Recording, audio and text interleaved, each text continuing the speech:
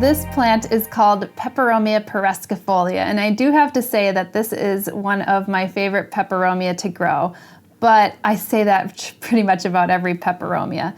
I have actually three of these growing in my house at the moment, and I find these to be very easy plants. And you could see that this one is quite a sizable specimen as far as peperomia goes, but it's growing in this really small pot. And the reason for that is a lot of peperomia are actually epiphytic, or they're growing on something else, usually a tree or some rocks or some kind of craggy surface. So the root structure is not really deep, and it's fine with actually being pretty pot bound. And this particular plant is a little bit more widespread, so you could find it throughout Mexico and throughout Central and South America. And it has these semi-succulent stems. So what this tells me is that it doesn't need a tremendous amount of water.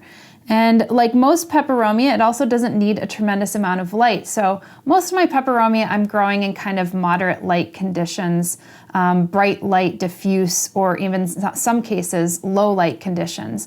And this particular one I have growing on my kitchen table, so it's pretty far away from a northeast facing window. And I have another one in a hanging basket that's about 1 foot to 1.5 feet away from a northeast facing window.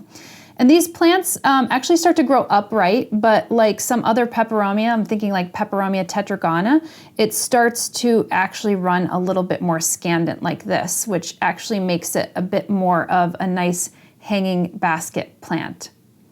As far as watering goes, you want to water in relation to the amount of light that you're giving it, but because it's semi-succulent, you don't want to be watering it all that much. So I have this in a pretty well-draining mixture. So when I actually put water into this little pot, it comes out quite readily. And I'm watering it more or less about once a week in case that is helpful for you and you have this actually growing in your house.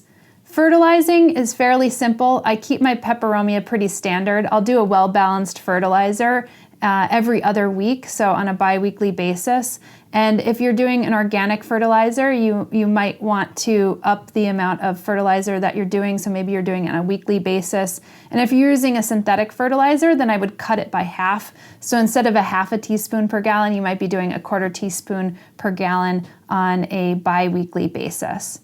As far as pests, I've never had any problems with Peperomia pereskiifolia.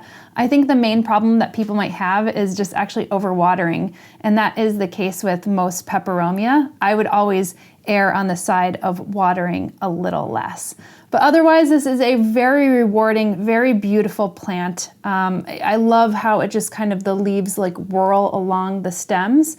So if you're interested in having a peperomia in your life and you get a Peperomia pereskiifolia, then I have to say it's going to be so much of a joy to grow, but I might be a little bit biased.